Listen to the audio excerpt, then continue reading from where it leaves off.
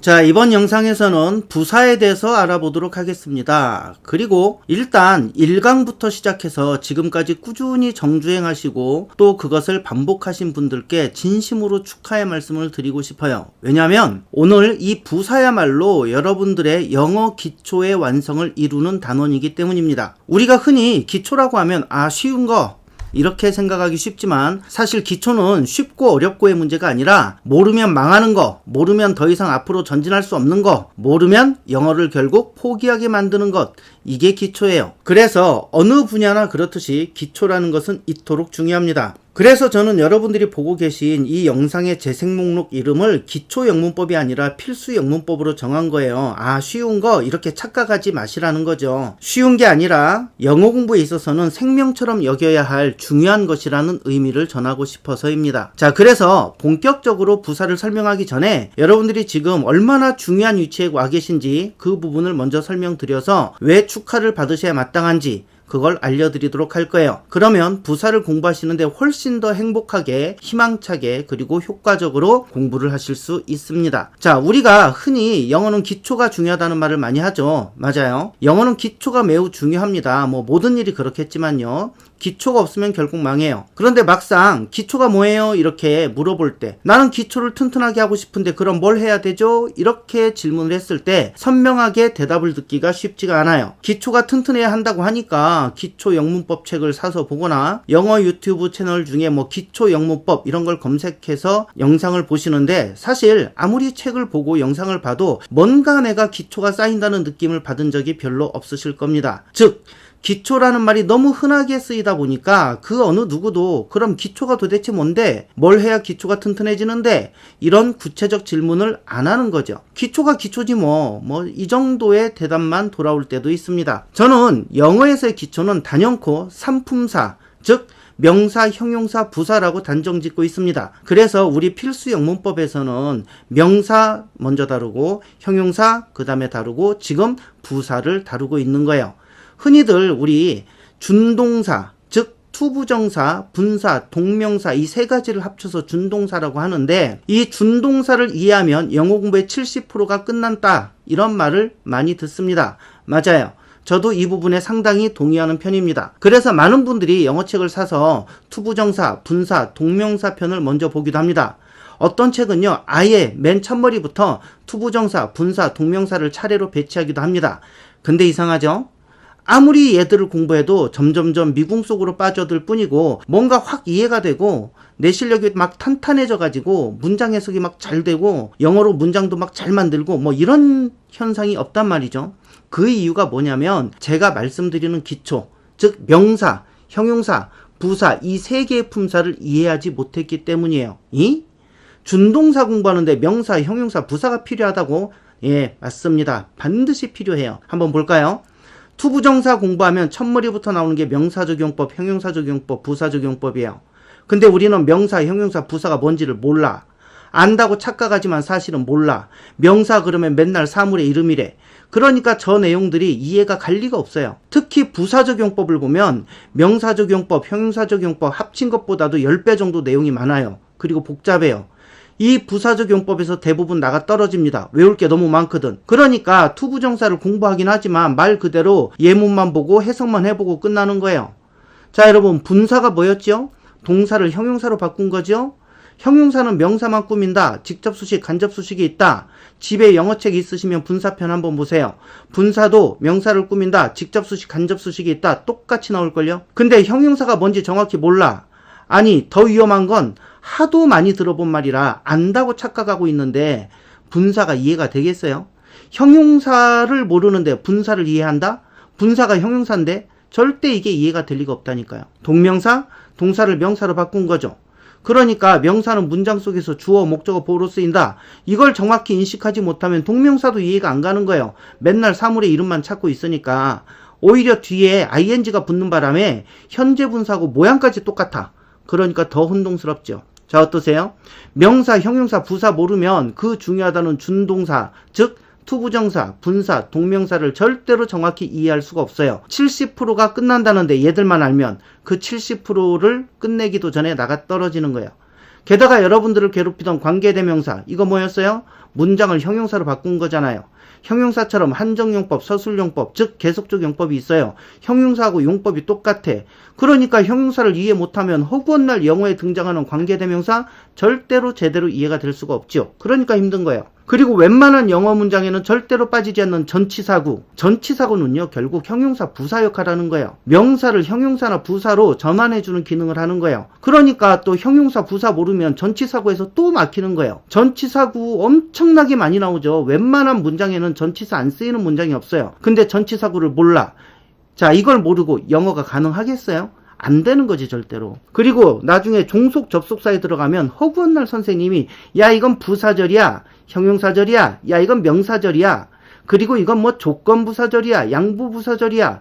도대체가 저 말들이 뭔지. 심지어는 웬만한 책들도요, 다 저런 용어를 사용해서 설명을 하잖아요. 또 명사, 형용사, 부사가 그래서 또 중요해지는 거예요. 이런 문법 용어 사용 안 하고 영어 가르칠 수 없냐고요? 당연히 할 수는 있죠. 근데 훨씬 더 어렵고 복잡해지고 설명이 길어집니다. 그렇다고 해서 학생이 더 잘 이해하는 것도 아니에요. 목적어라는 용어를 쓰면 간단한 것을 이 목적어를 풀어서 설명하느라고 더 장황해져요. 문법 용어 안 쓰고 강의하는 것이 더 효과적이라면 제가 이미 그렇게 했겠죠. 우리 문법 용어들 대부분 일본에서 만든 용어를 차용한 것들이라 정말 어처구니 없는 용어들도 많고 직관적이지 못한 용어들도 많거든요. 대표적으로 분사, 양보, 부사절 이런 것들이 있어요. 비록 뭐뭐라 할지라도 이걸 양보라고 하는데 도대체 이게 왜 양보인지 저도 이거 해결하는데 또 몇 년이 걸렸어요. 그냥 외우면 되지만 아시다시피 저 외우는 거 딱 질색이라 어쩔 수가 없었어요. 자, 게다가 동사편 들어가면 여러분들 1형식, 2형식 공부하실 거예요. 근데 이 명사, 형용사, 부사가 또 아주 중요한 역할을 해요. 지금 이해가 안 가시죠? 아니, 동사 1형식, 2형식 공부하는데 명사, 형용사, 부사가 중요하다고? 나중에 동사편에서 그 부분 정말 가슴 절절하게 확인하시게 될 겁니다. 자, 수동태, 완료 시제, 진행형 시제 이해하시는데도 역시 형용사에 대한 이해가 또 엄청 큰 역할을 합니다. 놀랍죠?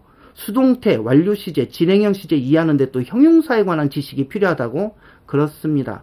그러니까 명사, 형용사, 부사 모르면 영어 공부하는 내내 모든 과정이 다 지뢰밭이에요. 여기서 펑, 저기서 펑, 그러다가 장렬히 전사, 그러다 또 몇 달, 몇 년 지나서 다시 도전. 하지만 여전히 명사, 형용사, 부사 모르고 전장에 또 진입, 또 여기서 펑, 저기서 펑, 또 장렬히 전사. 여러분들이 명사, 형용사, 부사를 정확히 아시면 소위 고성능 지뢰 탐지기를 장착하고 전장에 가시는 겁니다. 저 모든 지뢰가 모조리 제거되는 거고 무사히 목적지에 도착하실 수 있게 됩니다. 자, 그동안 영상을 통해서 명사, 형용사 배우시면서 아이고 속이 시원해졌다 이런 분들 많이 계시죠? 댓글 보면은 이제 부사까지 배우시면 속이 시원하다 못해 허기지실 거예요. 왜냐고요? 허탈해져서. 아, 내가 이런 것 때문에 여태 고생했다고? 이렇게 화도 나고 허탈해지기도 하실 겁니다. 자, 그러니까 지금부터 여러분은요, 자, 여러분의 기초를 완성할 마지막 관문, 부사를 배우시게 될 겁니다. 그러면 여러분들의 보검이 완성되고 이제부터는 그 보검을 휘두르실 일만 남게 되는 거예요. 그래서 제가 이 소중한 영상 초반부에 이렇게 여러분께 긴 시간을 할애해서 우리가 지금 얼마나 중요한 위치에 와 있는지 제대로 알려드리고 싶었던 거예요. 자, 이제 그럼 부사를 본격적으로 알아보겠습니다. 준비되셨죠? 자, 영어에는요, 다른 단어를 꾸며줄 수 있는, 즉 수식할 수 있는 수식어 기능을 하는 품사가 딱 2개밖에 없어요. 몇 개라고요? 딱 2개. 하나는 여러분들이 이미 배우셨어요. 형용사. 그리고 나머지 하나가 바로 부사예요. 자, 근데 형용사의 기능은 뭐였죠? 맞아요. 명사만 수식한다. 이게 형용사의 기능이었어요. 근데 여기서 문제가 하나 발생해요. 뭔 문제냐? 형용사 얘가 성격이 못돼 먹어가지고 명사 한 놈만 책임지는 거예요. 그러니까 이게 뭐하고 똑같은 거냐면 엄마가 야 니들 집 청소 좀 해라 하고 집 청소를 시켰더니 형이 동생한테 야 나는 내 방만 청소할 거니까 나머지는 네가 알아서 해 그러는 거예요. 엄마도 없어 나갔어. 그럼 동생은 이제 형한테 맡기는 싫으니까 응 알았어 하고는 형 방만 빼고 거실, 안방, 주방, 건넌방, 안방 화장실, 거실 화장실, 현관, 신발장, 베란다 모조리 다 혼자 해야 돼요. 형용사가 왜 나쁜 놈인지 이해하셨죠? 저 형 같은 놈이에요. 형용사가 형 같은 놈. 그죠? 아니 영어에는 수식어가 딱 2개밖에 없어. 형용사고 부사. 근데 이 형용사 이놈이 저 형이 지는 명사만 책임지겠다는 거야. 배째 등따 이러고 들어 누운 거지. 그러니까 명사를 제외한 나머지는 전부 누가 책임져야 돼요? 부사가. 막 얘는 서럽게 울면서 책임지는 거예요. 그죠? 안 하면 맞으니까. 그죠? 어때요? 형용사 진짜 나쁜 놈이죠. 그래서 제가요, 별명을 붙여줬어요. 형용사는 나쁜 시키, 부사는 불쌍한 시키. 그죠?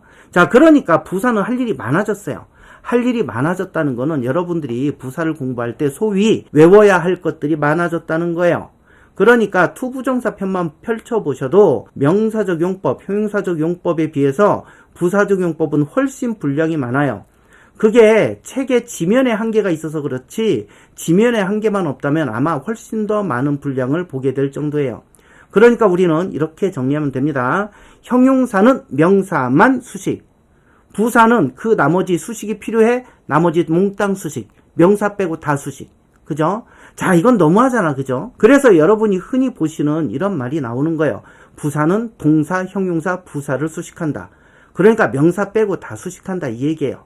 이렇게 바꾸시면 돼요. 그래서 부사는 명사 외에 나머지 것들을 수식한다. 수식할 필요가 있는 것들은 다 책임진다. 명사만 빼고. 이해되셨죠? 그리고 이렇게 문장 속에서 이 단어는 부사구나, 이 구절은 부사구나, 이런 걸 아는 게 과연 중요할까요? 그쵸, 엄청 중요해요. 이걸 제대로 파악 못하면 여러분들은 또 수많은 공식, 패턴 이런 거 암기에 또 시달려야 돼요. 근데 이걸 제대로 파악할 수 있다? 그럼 여러분들이 여태 외웠던 공식 패턴 싸그리 갖다 버리셔도 됩니다. 진짠지 아닌지 두고 보자. 지금 이런 생각하시는 분들 계시죠? 진짜라니까. 진짜예요. 자, 그럼 일단 우리 문장 속에서 부사 찾아내는 연습을 먼저 해봐야겠죠? 자, 그는 빨리 달린다. 주어는 그는. 달린다라는 건 동사네요. 그럼 저 빨리라는 저 말의 품사는 뭘까요? 자, 빨리라는 저 단어는 누구를 꾸며주고 있나요? 한번 해보면 돼요. 빨리 빨리 달린다. 어떤 게 자연스러워요? 그죠? 빨리 달린다가 맞죠? 달리기는 달리는데 어떻게 달리냐? 빨리 달린다고. 즉 달린다라는 건 동사인데 이 동사를 꾸며주는 거예요. 이해가 되시나요? 자, 달린다라는 동사를 꾸며줘? 동사를 꾸며준다? 이건 뭐지? 부사죠. 자, 명사만 빼고 다 꾸며준다 했어요. 동사 꾸며서 부사지. 우리말에서도 동사를 꾸미려면 부사가 와야 돼요. 이해되셨죠? 그러니까 부사의 용도도 우리말이나 영어나 똑같다라는 얘기예요. 되셨죠? 자, 그러니까 이렇게 여러분들이 우리말에서 먼저 부사를 찾아낼 줄 아셔야 영어 문장에서도 부사가 찾아지는 거예요. 저걸 영어로 바꾸면 He runs fast 이렇게 되겠죠? 이 fast라는 단어는 이 한 단어가 빠른 이란 형용사로도 쓰이고 빠르게 라는 부사로도 쓰여요. 자, 그럼 저 문장에서 fast는 형용사일까요? 부사일까요? 그는 달린다, 빠른, 빠르게 어떤 게 맞아요? 자, 이거 골라내는 거 영어 실력이에요? 한국어 실력이에요? 그죠? 정상적인 한국어만 할 줄 알아도 골라낼 수 있어요. 그는 달린다, 빠르게. 이게 맞죠? 달리는데 어떻게 달리냐? 빠르냐? 느리냐? 이 얘기죠. 그죠? 힘들게 달리냐? 그죠? 자, 이렇게 달린다라는 동사 runs를 꾸며주잖아요. 동사를 꾸미잖아. 그럼 뭐라고? 부사. 어떻게 하냐고? 아니, 형용사는 명사만 책임지니까. 명사 아니고 다른 건 다 부사가 책임진다고 했잖아요. 명사 꾸미면 형용사, 명사 아니고 다른 거 꾸미면 그냥 무조건 부사. 왜? 영어에는 수식어가 어차피 딱 두 개밖에 없거든. 형용사 아니면 부사. 자, 그럼 한 단어 추가해 볼게요. 그는 졸삑 빨리 달린다. 이번엔 요즘 사람들이 많이 쓰는 졸삑을 써봤어요. 자, 비속어죠. 도대체 요즘 사람들이 많이 쓰는 저 졸삑의 품사는 뭘까? 빨리는 빨리인데 적당히 빨리냐? 졸삑 빨리냐? 그죠? 졸삑 빨리. 빨리는 부사였어, 아까. 근데 졸삑은 부사를 꾸며줘. 빨리라는 부사를 꾸며줘요. 부사를 꾸며줘? 명사를 꾸미는 게 아니야? 그럼 뭐라고? 부사. 자, 이걸 영어로 바꾸면 He runs very fast 이렇게 될 거예요. 야, 갑자기 점잖은 표현으로 확 바뀌죠? 졸삑을 영어로 가장 근접하게 번역하면 제 영상에 노란 딱지, 경고 딱지 붙을 거예요. 그럼 저 망하니까 안 되겠죠? 자, 그래서 저렇게 정상적인 번역을 했습니다. 저기서 very는 매우라는 뜻이죠. 자, 그럼 매우 달린다. 매우 빠르게. 어떤 게 맞아요? 매우 빠르게가 가장 자연스럽죠? 매우 달린다도 왠지 그럴듯한데 매우 빠르게가 더 자연스럽죠? 아까 우리 확인했듯이 fast는 부사였어요. 근데 very fast, 매우 빠르게. 즉, very는 fast라는 부사를 꾸미고 있는 거예요. 부사를 꾸민다고? 그럼 very, 얘의 정체는 뭐라고? 부사. 명사 꾸미면 형용사. 명사 아니고 다른 말 꾸미면 무조건 부사. 이해되시죠? 자, 그럼 한 단계 더 발전을 해볼 거예요. I study hard. 나는 열심히 공부한다. 뒤에다가 성공하기 위해서 이런 표현을 하고 싶어요. 그럼 저 노란 밑줄 친 부분의 품사를 한번 결정해 볼까요? 성공하기 위해서 나. 이게 자연스럽나요? 성공하기 위해서 공부한다. 이게 자연스럽나요? 그쵸? 제발 두 번째 고르셔야 돼요. 첫 번째도 막 자연스럽다고 막 우기시면 안 돼요. 그죠? 정상적이고 보편적인 상황이라면 성공하기 위해 공부한다. 이게 자연스럽죠. 동사 공부한다. 즉 study를 꾸미는 거 맞죠? study는 공부하다라는 동사인데 성공하기 위해 공부한다. 동사 꾸미는 거 맞네. 혹시 이거 지금 이해 안 되시는 분은 지금 화면 멈추시고 곰곰이 잘 따져보셔야 합니다. 동사를 꾸미네? 그럼 뭐지? 형용사예요? 부사예요? 맞아요. 부사예요. 부사. 자, 화면 멈추셔야 돼요. 이해 안 가시는 분들. 그리고 직접 따져보셔야 됩니다. 자, 그럼 저 노란 줄 부분은 부사가 와야 하는 자리예요. 맞죠? 성공하기 위해서 공부한다. 동사를 꾸미고 있으니까 부사 자리예요. 저 자리를 이제 영어로 바꿔볼 거예요. 일단 성공하다라는 건 succeed라는 동사는 우리가 알고 있잖아요. 이걸 넣어볼 거예요. 그럼 I study hard, succeed 이렇게 되죠. 자, 문제 발생했습니다. 어떤 문제죠? 일단 한 문장에 동사 2개면 된다 안 된다? 절대 안 된다. 그리고 저 노란 밑줄 친 부분은 아까 확인했죠. 누구 자리? 부사 자리. 저 자리는 부사가 와야 된다고 지금. 성공하기 위해서라는 뜻을 가진 부사의 자리라고. 성공하기 위해서 공부한다. 공부한다라는 동사를 꾸며야 되니까 부사의 자리라고. 근데 부사 자리에 동사가 왔네. succeed. 성공하다라는 동사인데 이러면 될까 안 될까? 당연히 안 되는 거예요. 우린 지금 저 노란색 밑줄 부분이 부사 자리라는 걸 아까 파악했어요. 그죠? 근데 부사 자리에 동사가 왔어. 이거 큰일 나는 거예요. 여자 화장실에는 여자가 들어가야지 남자가 들어가면 안 되잖아. 그럼 바로 쇠고랑 차는 거예요. 그럼 저 succeed라는 동사를 어떻게 해야 할까? 그죠? 우리는 여기서 저 동사를 부사로 바꿔야겠구나라는 느낌을 받아야 돼요. 너무나 당연하죠. 그러니까 순서도는 이런 거예요. 부사 자리임을 알았다. 근데 동사가 왔다. 그럼 동사를 부사로 바꿔야겠네. 아니 뭐 이 순서도가 뭐 엄청 대단하고 뭘 막 외워야 되는 순서도는 아니잖아요. 저 자리가 부사 자리인 것만 파악했으면 너무 자연스럽게 진행되는 거죠. 부사 자리다? 근데 동사가 왔네? 이러면 안 되지. 동사를 부사로 바꿔야지. 너무나 자연스럽잖아요. 그죠? 그럼 우린 이제 영어에서 동사를 부사로 바꾸려면 어떻게 해야 하는지만 알면 되겠죠. 참고로 우리 한국어에서는요. 동사를 부사로 바꾸려면 제가 대충만 세어봐도 최소 200가지가 넘어요. 끔찍하죠. 그래서 한국어가 너무너무 어렵다는 거예요. 자, 그럼 영어에서는 동사를 부사로 바꾸는 방법이 몇 가지나 있을까? 어쨌든 한국어보단 적어요. 분명히. 그죠? 한국어가 대충만 잡아도 200가지 이상인데 영어는 몇 가지 될까요? 한 20가지 될라나? 이런 생각 드시죠? 다행히도 오직 한 가지 뿐이에요. 기쁘시죠? 동사를 부사로 바꿀 수 있는 방법은 오직 한 가지라고. 이거 정말 중요한 내용입니다. 반드시 알아두셔야 돼요. 자, 얼마나 좋아? 한국어는 최소 200가지가 넘어. 근데 영어는 오직 한 가지야.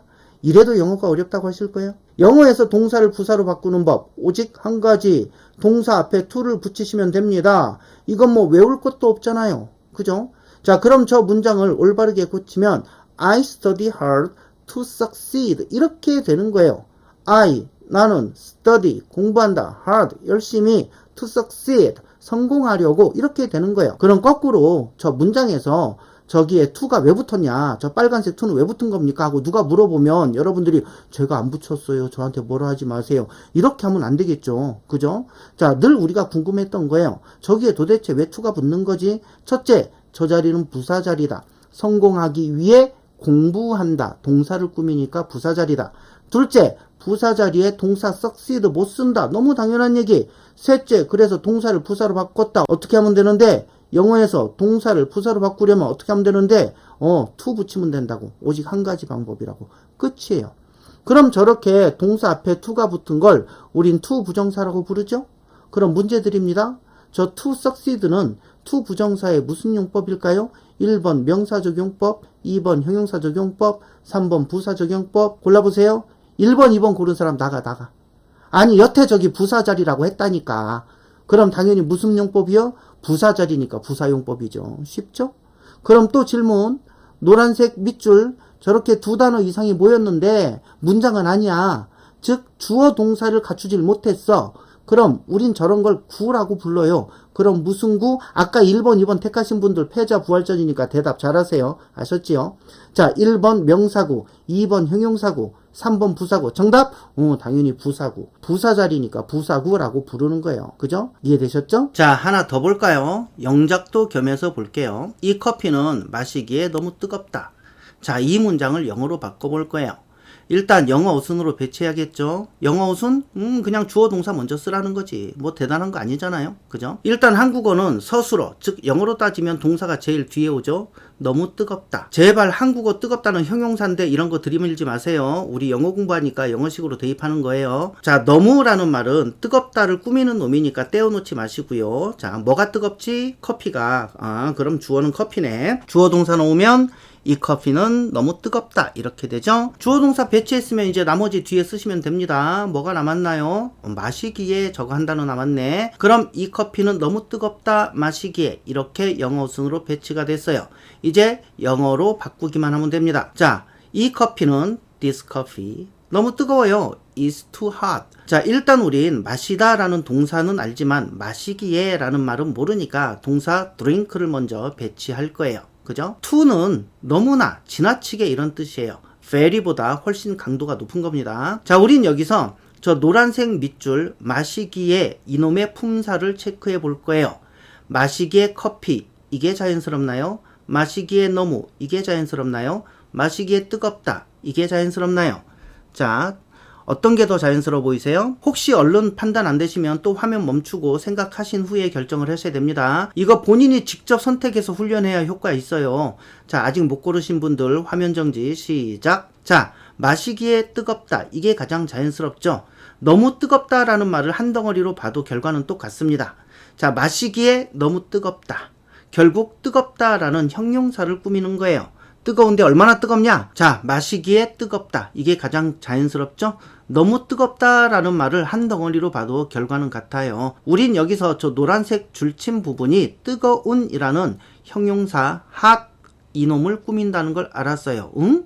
형용사 hot? 이걸 꾸민다고? 그럼 형용사를 꾸미는 건 뭐지? 부사지 부사. 그죠? 명사 꾸미면 형용사인데 명사 아니고 딴 거 꾸미면 무조건 부사라 그랬어요. 자, 이해되시죠? 아, 그럼 저 노란 밑줄 자리는 부사 자리구나. 근데 drink 얘는 동사인데 부사 자리에 동사가 왔네? 그럼 안 되는데 어떡하지? 뭘 어떻게 해? 동사를 부사로 바꾸면 되는데 어떻게 바꿔요? 영어에서 동사를 부사로 바꾸는 방법 몇 개 있다고? 오직 하나. 앞에 to 붙여. 그럼 끝나. 그럼 어떻게 되나요? This coffee is too hot to drink. 이렇게 될 거야. 그죠? 근데 이거 어서 많이 보던 표현이죠. 학교 때 투투 용법이죠. 얼마나 지겹게 했어요. 저 투투 용식 얼마나 많이 외웠어요. 그죠? 자, 근데 우리 지금 저 투투 공식 외워서 문장 만들었어요? 아니면 따져서 만들었어요? 따져서 만들었잖아. 이렇게 따질 줄 알면 안 외워도 착착 만들어진다고. 근데 굳이 저걸 왜 외워요? 자, 그럼 거꾸로 저기에 to 왜 붙었어요? 마시기에 핫하다. 즉 핫이라는 형용사를 꾸미는 거야. 형용사를 꾸며? 그럼 부사지 부사. 부사 자리에 동사 드링크? 못 오지. 부사 자리인데 어떻게 동사가 와. 그죠? 자, 그래서 동사 드링크를 부사로 바꿔야만 하네? 근데 어떻게 하면 바뀐다고? 앞에 to 붙이면 된다고. 그 한 가지 방법밖에 없다고. 그죠? 자, 그럼 저 to drink는 to 부정사의 무슨 용법일까요? 이번엔 대답 잘해야 된다 진짜. 그죠? 자, 1번 명사적 용법, 2번 형용사적 용법, 3번 부사적 용법. 정답은 부사적 용법이지. 자, 또 to drink 두 단어 이상이네요. 주어 동사 관계가 없어. 근데 그럼 우리가 구 이렇게 부른다고 했죠. 무슨 구? 당연히 부사구. 그죠? 보세요. 이렇게 부사 자리인 것만 따질 줄 알아도 암기할 게 또 하나 줄죠. 투투 용법 안 해도 되잖아. 하나 더 볼까요? I'm glad to meet you. 당신을 만나서 기쁩니다. 이런 문장이죠. 엄청 많이 보신 문장이죠. 영어 못하는 사람들도 이 정도 영어는 다 해요. 자, 근데 저기 meet라는 동사 앞에 to가 왜 왔을까? 왜 왔을까요? 만나서 기쁘다. 어떤 게 자연스러워요? 만나서 기쁘다. 이게 자연스럽지. 근데 기쁘다라는 단어는 저기서 glad라는 형용사거든. 형용사를 꾸미는구나. 그럼 뭐라고? 부사. 아, 부사 자리구나. 그래서 동사 앞에 to를 붙였구나. 동사를 부사로 바꾸려고. 이해되시죠? 이걸 모르면 또 이런 거 외워야 돼. 감정을 나타내는 형용사 glad, sad, happy 등등의 뒤에 to 부정사를 쓰면 감정의 원인을 나타내는 표현이다. 막 이러면서 감정 형용사 플러스 to 원형. 뭐뭐해서 뭐뭐하다. 이런 공식을 또 외우라고 하잖아요. 그럼 또 우린 happy to 원형, 뭐뭐해서 행복하다, sad to 원형, 뭐뭐해서 슬프다, glad to 원형, 뭐뭐해서 기쁘다, surprise to 원형, 뭐뭐해서 놀라다. 뭐 이런 공식 잔뜩 외우잖아요. 아니 이게 왜 필요하냐고. 한국말만 제대로 할 수 있으면 된다니까요. 보세요. 나는 그 소식을 듣고 놀랐다. 이걸 영어로 만들어 볼까요? 바로 만들어 보겠습니다. 나는 놀랐다. 주어 동사 쓰고, 그죠? 그러면 영어로 I was surprised. 이렇게 될 거예요. 그럼 그 뒤에다가 그 소식을 듣고, 그 소식을 듣는다. Hear the news. 이게 될 거예요. 일단 이렇게 써볼게요. 자, 그 소식을 듣다. Hear the news 정도는 우리 쓸 수 있잖아요. 자, 근데 문제는 저 노란 밑줄 친 부분이 그 소식을 듣고 그 소식을 듣고 놀랐다. 어느 게 자연스러워요? 그 소식을 듣고 놀랐다. surprised잖아요. 자, was는 동사고 surprised는 논란이란 형용사예요. 과거분사인데 과거분사는 형용사라고 했죠. 자, 명사 꾸며요? 아니죠. 뭐 꾸며요? 놀랐다. 자, 그 소식을 듣고 놀랐다. surprised 형용사 꾸미네. 형용사. 그럼 뭐지? 형용사 꾸미면 부사지. 부사. 명사 꾸미면 형용사. 명사 아니고 딴 거 꾸미면 다 부사예요. 그럼 부사 자리인데 hear 듣다라는 저 동사 모두죠. 어떻게 해요? 동사를 부사로 바꿔야 되겠죠? 방법 몇 가지? 오직 한 가지. 앞에 to 붙여라. 그러니까 저기에 우리가 외워서 to를 붙이는 거예요. 당연하게 to를 붙이는 거예요. 당연히 to를 붙이는 거예요. 부사 자리인데 동사가 왔거든. 그럼 동사를 부사로 바꿔야지. 당연히 붙이는 거예요. 이렇게 당연히 붙여야 되니까 붙이는 걸 이걸 모르니까 맨날 be surprised 원형 뭐뭐해서 놀라다 뭐뭐해서 놀라다 맨날 이런 거 외웠잖아요. 아니 이걸 왜 외우냐고 따져보면 될걸. 뭐뭐해서 당황하다 다 똑같다니까. 그죠? 자, 외운 건 까먹으면 못 쓰죠? 딴 것도 외울 게 많으니까 헷갈릴 수도 있죠? 근데 따지는 건 까먹어도 내가 따져서 다시 만들면 돼요. 머릿속에 논리만 정확하게 정립되어 있으면. 어떤 논리? 뭐 대단한 거 아니야. 그죠?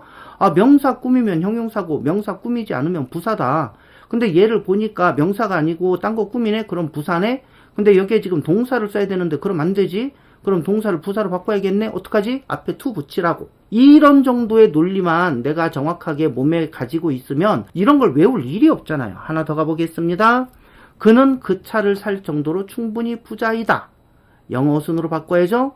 그는 충분히 부자이다. 주어 동사 썼어요. 그럼 나머지 뒤에 써주시면 됩니다. 그 차를 살 정도로. 그럼 어떻게 되나요? 한국어 그는 충분히 부자이다. 그 차를 살 정도로. 한국어지만 지금 영어 순으로 패치가 된 거예요. 이제 저기다 단어 통통 넣어갖고 영어로 만들어보면 영작 끝나요. 그는 충분히 부자이다. He is rich enough. enough는 충분한 또는 충분히 이런 뜻인데 부사로 쓰이면 뒤에 위치해요. 그러니까 enough rich가 아니라 rich enough 이렇게 쓰시는 거예요. 자, enough의 특징입니다. 안 외우셔도 돼요. 앞으로 또 지겹게 본론이니까 아 그렇구나 하고 확인만 한번 하고 넘어가세요. 자, 그 차를 산다? 그러면 buy the car죠. 그럼 일단 뒤에 붙여. He is rich enough. 그는 충분히 부자입니다. buy the car. 그 차를 살 정도로 이런 말을 하고 싶은 거예요. 자, 근데 우리가 영작을 할 때 앞부분은 비교적 쉽게 해결이 돼요. 그는 부자다. He is rich. 충분히 부자다. He is rich enough. 아, enough 뒤에 붙이라 그랬지? 이렇게 하면 돼요. 근데 이 뒷부분이 늘 고민이야. 차를 산다. buy the car인데 저기다가 to를 붙일지 아니면 동사 원형을 냅둬야 될지 분사를 써갖고 ing로 바꿔야 될지 과거분사를 써야 될지 동명사 ing를 쓸지 맨날 고민이잖아요. 그죠? 자, 그럼 한번 따져보는 거지. 자, 그럼 저 밑줄 친 부분이 누구를 꾸며주는지 한번 따져볼까요? 차를 살 정도로 he 이거냐? 차를 살 정도로 부자다 rich 이거냐? 어느 게 맞아요? 차를 살 정도로 부자다 이게 자연스럽지. 그러니까 차를 살 정도로 라는 말은 rich라는 형용사를 꾸며주는 거예요. rich는 부유한 이란 형용사거든요. 아, 그럼 밑줄 친 부분이 형용사 rich를 꾸미는구나. 차를 살 정도로 rich하다 이 얘기니까 형용사를 꾸민다고? 그럼 얘 정체는 뭐지? 부사라고. 부사. 그럼 부사 자리에 사다라는 동사 buy 쓰나? 못 쓰지. 그럼 어떻게? 동사를 부사로 바꿔야겠죠? 어떻게 바꿔요? to 붙여. 그럼 끝난다고. 그래서 완성해보면 he is rich enough to buy the car. 이렇게 된 거예요. 이렇게 해놓고 보니까 이것도 어서 많이 보던 거야. 그죠? 형용사 플러스 enough 플러스 to 부정사. 뭐뭐 할 정도로 충분히 뭐뭐하다. 또는 충분히 뭐뭐해서 뭐뭐 할 수 있다. 뭐 이런 공식을 외웠던 거예요. 우리가 그동안. 자, 우리 저 문장 공식 외워서 만들었나요? 따져서 만들었죠. 자, 보세요. 주어, 동사, 목적어, 보호 찾고 형용사, 부사 구분하는 게 그냥 문법적인 것 같으세요? 자, 독해, 영작이 아무 관련이 없어요? 자, 이거 모르고 영어 가능할 거라고 아직도 생각이 드시나요? 가능할 수도 있지. 대신 싸그리 다 외우면 가능합니다. 자, 어떠세요? 부사인지 아닌지 따질 줄만 알아도 외울 것이 확 줄어들죠. 게다가 내가 부사 자리라는 것만 확인하면 그 자리에 동사 갖다 놓고 앞에 to 붙여서 원하는 표현하면 되잖아요. 자, 이번 영상에서는 이렇게 부사를 아는 것이 여러분께 얼마나 도움이 되는지 그리고 얼마나 필수적인지 그걸 알려드렸어요. 하지만 아직 부사가 완전히 완성된 건 아니에요. 오늘 배운 방식으로 따져서 결정하시는 거는 한 80% 정도 여러분들의 부사 실력이 완성된 거예요. 다음 영상에서는 부사를 100% 완성하기 위해서 제가 여러분에게 처음이자 마지막으로 이것만큼은 꼭 외워주세요 하는 게 나올 거예요. 이전에 제가 뭐 외우세요 이런 말씀 드린 적 없죠. 외울 게 없었어요. 그냥 반복해서 공부하다 보면 몸에 자연스럽게 배는 거지 따로 외울 건 없었어요. 앞으로도 외우세요 하는 건 없을 거예요. 단 다음 영상에서 나오는 부사의 종류 하나만큼은 꼭 외워주셔야 해요. 제가 제 제자들한테도 가르칠 때 야 이것만큼은 외우자. 선생님이 니들한테 뭐 외우라 한 적 없지. 앞으로도 없을 거야. 근데 이것만큼은 꼭 외워. 했던 아주 중요한 부분이에요. 그러면 오늘 배운 부사에 관한 내용이랑 시너지가 생겨갖고 여러분들의 실력이 또 두세 단계 정도는 확 올라가요. 그래서 여러분들의 바퀴가 한 방에 엄청나게 커지게 될 겁니다. 아시겠죠? 자, 그럼 오늘 영상 정리해 볼게요. 영어에는 수식어가 오직 두 가지만 존재한다. 하나는 형용사, 하나는 부사. 형용사는 명사만 수식하는 나쁜 시기. 부사는 명사 빼고 나머지 다 수식해. 일을 너무 많이 해. 불쌍한 시기. 자, 부사 자리에 동사 쓰고 싶다? 동사를 부사로 바꿔라. 어떻게 하면 되는데? 몇 가지 방법이 있어요? 한 가지 방법밖에 없어. 자, 어떻게 하면 된다고? 앞에 to 붙여라. 이상이에요. 자, 시청해 주셔서 감사하고요. 다음 시간에 뵙겠습니다. 끝이에요.